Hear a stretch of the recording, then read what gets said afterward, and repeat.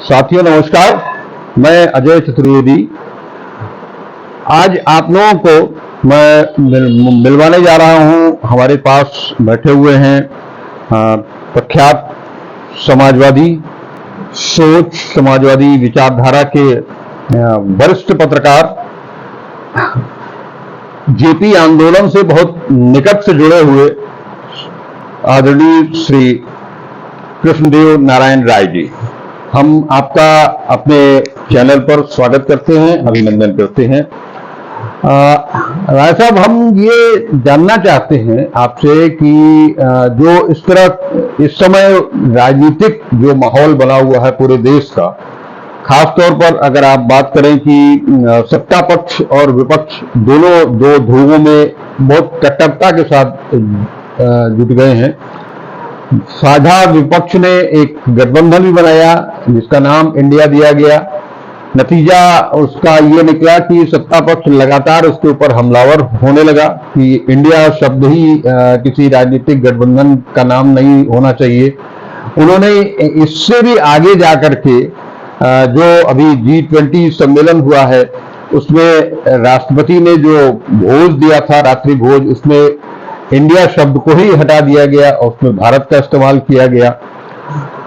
अब एक नया शगुफा छोड़ा गया है, जिस तरह से इंडिया गठबंधन ने ये कहा है कि हम कुछ देश के चुनिंदा चैनल्स हैं उन पर हम नहीं जाएंगे, हम अपने प्रवक्ताओं को नहीं भेजेंगे। ऐसे में उसके बाद सत्ता पक्ष की ओर से ये लगातार आक्षेप लगाया जा रहा है कि ये आपातकाल की स्थिति है। आप आपातकाल के दौरान लगातार सक्रिय भी रहे, छात्र जीवन से लेकर के और पेशेगत रूप से भी आप लोगों ने इमरजेंसी में काफी कुछ झेला है। क्या इस तरह का कोई माहौल उस समय था कि आप जितने भी गैर कांग्रेसी दल थे उन्होंने मीडिया का बायकॉट करने की कोई बात की हो, जैसे ये लोग आक्षेप लगा रहे हैं, आरोप लगा रहे हैं कि आपातकाल जैसी स्थिति हो गई है? अजय जी, देखिए, स्थिति तो आपातकाल जैसी है, इससे तो आप इनकार नहीं कर सकते। उस समय भी मीडिया की आवाज जो है दबाई गई थी और आज भी मीडिया की आवाज दबाई जा रही है। उस दौर में भी सारे विपक्षी दल इमरजेंसी जैसे ही खत्म हुई एक हो गए और उन्होंने एक हो करके जो है चुनाव लड़ने का फैसला किया। उस दौर में और अब के दौर में थोड़ा सा आपको डिफरेंस है, और वो ये है कि विपक्ष मीडिया का बाइकॉट क्या करेगा, क्योंकि विपक्ष तो सारे के सारे लोग जेल के अंदर बंद थे जी। कोई विपक्ष का नेता बाहर नहीं था, और जो बाहर थे वो किन्हीं कारणों की वजह से जो जेल जाने से अपने आप को बचा करके रखना चाहते थे वो गोपनीय थे। बहुत सारे लोगों ने गोपनीय रख करके काम किया। बनारस में भी रणभेरी निकाली गई तरह तरह से, तो वो रणभेरी सिर्फ इसलिए निकाली गई क्योंकि विपक्ष की बात अखबारों में नहीं आती थी। इमरजेंसी के नाम पर सेंसरशिप था और उसमें जो है जो सरकार की नीतियां थी, जो दूरदृष्टि, पक्का इरादा, कड़ी मेहनत, अनुशासन की ये जो स्लोगन जगह जगह दीवालों पर छपते थे हैं, और उनसे संबंधित योजनाएं और कांग्रेस की 21 सूत्रीय योजना और सारे जो जितने प्रचार थे जैसा अब भी हो रहा है, जी। अब कुछ ज्यादा हो रहा है, इतनी पोस्टरबाजी। और उस दौर में मुझे जहां तक याद है कि प्रधानमंत्री इंदिरा गांधी थी, उनकी तस्वीर इतनी ज्यादा जो है पेट्रोल पंप से लेकर के शौचालय तक नहीं दिखाई देती थी जितनी आज के दिन में दिखाई दे रही है। तो ये तो था कि लोकतंत्र तब भी सिस्कियां ले रहा था और लोकतंत्र अब भी सिस्कियां ले रहा है। जी। भारत बनाम इंडिया या बाकी सारे इतने सारे मुद्दे हैं जिनका आज के समय में कोई इम्पोर्टेंस नहीं है, कोई महत्व नहीं है जिनका न तो सामाजिक परिवर्तन की लिहाज से कोई इम्पोर्टेंस है, न आर्थिक परिवर्तन की दृष्टि से कोई महत्व रखता है, न विषमता को दूर करने के लिए कोई महत्व रखता है। जो मुद्दे होने चाहिए वो मुद्दे नहीं हैं, वो गायब। हाँ, और इसीलिए सरकार लगातार मुद्दों से आपका ध्यान हटाने के लिए नए मुद्दे बनाती है। मणिपुर सरकार की निगाह में कोई मुद्दा नहीं है। प्रायोजित दंगे हरियाणा में हो वो सरकार की दृष्टि से कोई मुद्दा नहीं है। मुद्रास्फीति लगातार गिरती जा रही है, ये कोई मुद्दा नहीं है। बड़े बड़े उद्योगपतियों के कर्ज माफ कर दिए जा रहे हैं, ये कोई मुद्दा नहीं है। संसद में जो कोई भी सरकार को सहयोग करने वाले बड़े कैपिटलिस्टों के खिलाफ अगर कोई सवाल उठाता है तो उसको या तो उसकी सदस्यता समाप्त कर दी जाती है, उसको सस्पेंड कर दिया जाता है, या छोटी छोटी बातों पर उनको ऐसी धाराओं में सजा दे दी जाती है।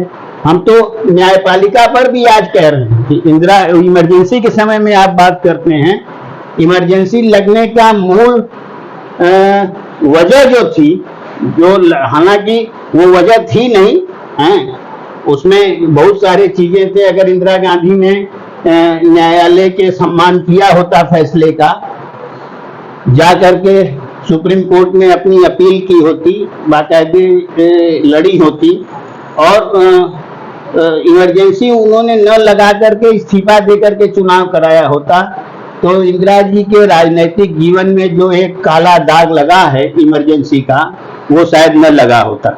जी। लेकिन ये वही दौर था जब देश के प्रधानमंत्री के खिलाफ दायर चुनाव याचिका पर हाईकोर्ट ने उनके खिलाफ जाकर के फैसला दिया, उनके इलेक्शन को रद्द कर दिया, उनको जो है सजा सुनाई। आज के दौर में कोई ऐसी बात नहीं है। आप लगातार जवाहरलाल नेहरू को गाली दें, आप जो है सोनिया गांधी को गाली दें, आप जो है पूरे नेहरू परिवार को गाली दें, गांधी की पुतला लगा करके उस पर गोली चलाएं, सब कुछ करें, आपके सारे अपराध माफ हैं। बनारस को आप उठा करके देख लीजिए, जिस जयप्रकाश नारायण के आंदोलन से जो है भारतीय जनसंघ ऐसी छोटी सी पार्टी जो है आज भारतीय जनता पार्टी के रूप में विशाल रूप में खड़ी हुई है, उसकी बुनियाद तो जयप्रकाश के आंदोलन से शुरू हुई। जी। और मुझे कहने में जरा सा भी संकोच नहीं है कि मोरारजी देसाई का अगर झुकाव पूंजीवाद की तरफ और भारतीय जनता पार्टी की तरफ, ये जनसंघ के खेमे की तरफ न होता, तो शायद भारतीय जनता पार्टी की ये हैसियत नहीं बनती। क्योंकि जनता पार्टी सरकार में ही इस बात को लेके वैचारिक रूप से आंदोलन शुरू हो गया था कि दोहरी सदस्यता नहीं चलेगी, जनता पार्टी में रहना है तो जनता पार्टी के प्रति निष्ठा रखिए, आरएसएस में रहना है तो आरएसएस की निष्ठा रखिए। क्योंकि जनता पार्टी का जो विधान बना था उसमें सांप्रदायिकता नहीं थी। जी। उसमें हिंदू राष्ट्र की बात नहीं थी, लेकिन है तो है जो कहा जा रहा है। और जो बायकॉट की बात है, तो एक बात मैं कहूंगा कि जब ये मीडिया का बायकॉट आप कैसे कह रहे हैं, आप ये कह सकते हैं कि अवैध ढंग से अर्जित की गई संपत्ति के आधार पर बने उद्योगपतियों के चैनलों का बायकॉट है। आप ये कह सकते हैं कि सत्ता के दम पर और सत्ता के संरक्षण में सत्ता की वकालत करने वाले तथाकथित पत्रकारों का बायकॉट है। जी। तो ये ज्यादा सही बात है बनस्पत ये कहने की कि पूरी मीडिया का बायकॉट है। एक पत्रकारिता मीडिया संस्थान या मीडिया कर्मियों का कोई बायकॉट नहीं है। अरे हम बायकॉट क्या, कोई दूसरा अपोजिशन या कोई ऑर्गेनाइजेशन क्या बायकॉट करेगा या भाई। आज की तारीख में तो अखबार ने ही उनका बायकॉट कर रखा है।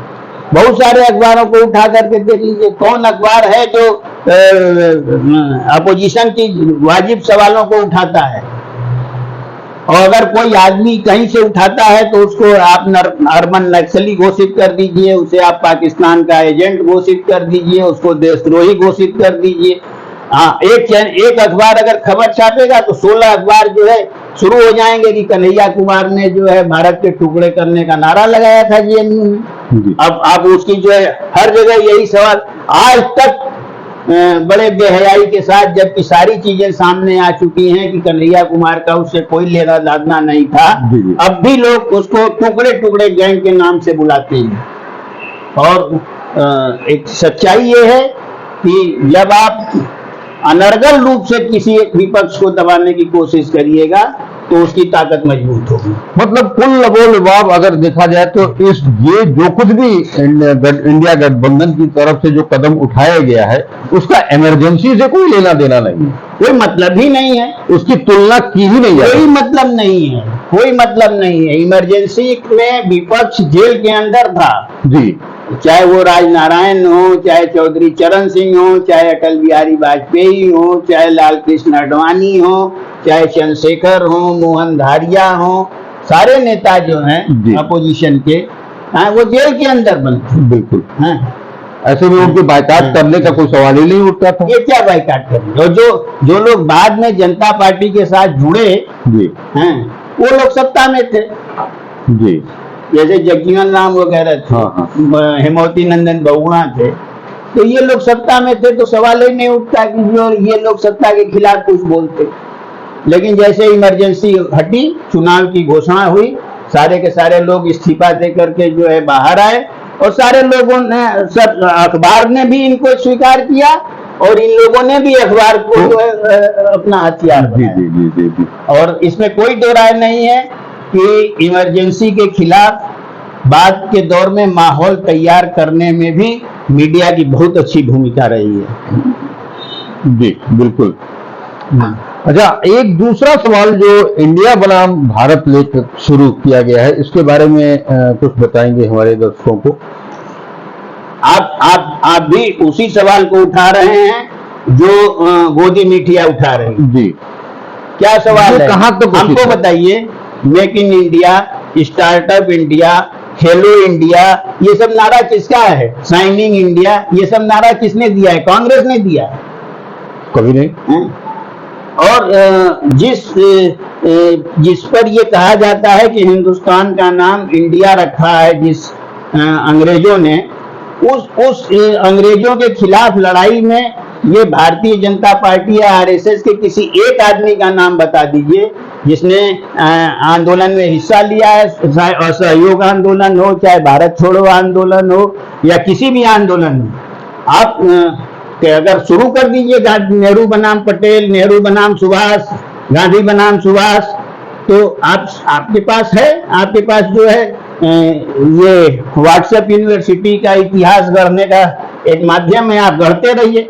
आप अगर सुभाष बाबू को मानते हैं तो पूछिए कि देखिए उठा करके कि कलकत्ता में एलानिया सार्वजनिक सभा में उन्होंने हिंदू महासभा और मुस्लिम लीग की एक साथ आलोचना की थी, क्योंकि इन लोगों ने जब असहयोग आंदोलन शुरू किया, कांग्रेस ने अपने सारे प्रतिनिधियों को सत्ता से बाहर निकाल लिया, तो इन लोगों ने जाकर के अंग्रेजों की सरकार में शामिल होकर के उनको सहयोग किया था। और जितने दंगा फैलाने वाले जो लोग थे, यही हिंदू महासभा और मुस्लिम लीग के लोग थे। अगर ये दंगे न हुए होते, अगर इन लोगों ने जो है कांग्रेस को कमजोर करने और अपनी हैसियत दिखाने की कोशिश न की होती, तो शायद हिंदुस्तान का बंटवारा न होता।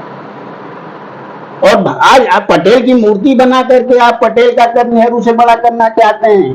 नेहरू अगर न होते तो आज आरएसएस न होती, क्योंकि नेहरू की जो ये समझौता, ये कहे उसको जो है कि समझौतावादी एक दृष्टिकोण था, मध्यम मार्गीय दृष्टिकोण था। वो कहते थे कि भाई ठीक है, लोकतांत्रिक व्यवस्था है, उनका भी अपना एक विचार है, वो व्यक्त करने हैं, चलने दीजिए। अपराध के लिए व्यक्ति को सजा दी जाती है।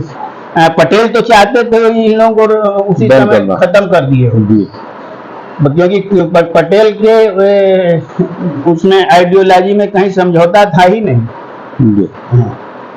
और जहां कहीं कड़े रूप का फैसला लेने की बात होती थी, नेहरू पटेल को ही आगे करते थे। इवन आप सबसे बड़ा उदाहरण आपको हैदराबाद का ले लीजिए। जी जी जी। जब निजाम हैदराबाद ने भारत में मिलने से इनकार किया तो नेहरू ने पूरा एक तरह से कहिए कि full power of attorney Patel को दी कि इनको सीधा करिए।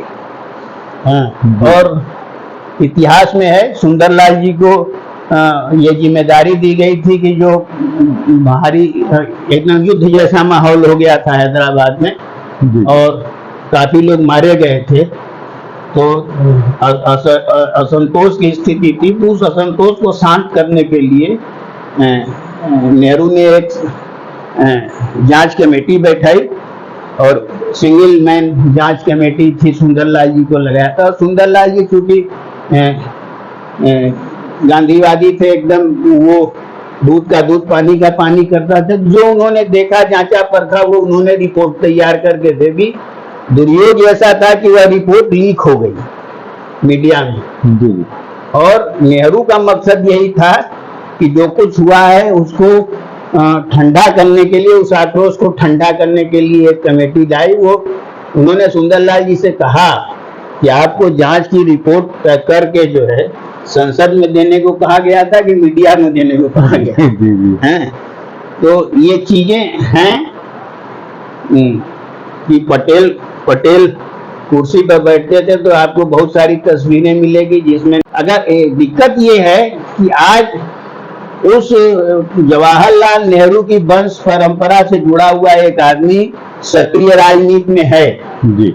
अगर वो न रहता तो यही लोग जो है नेहरू की तस्वीर भी अपने कार्यालयों में लगाते।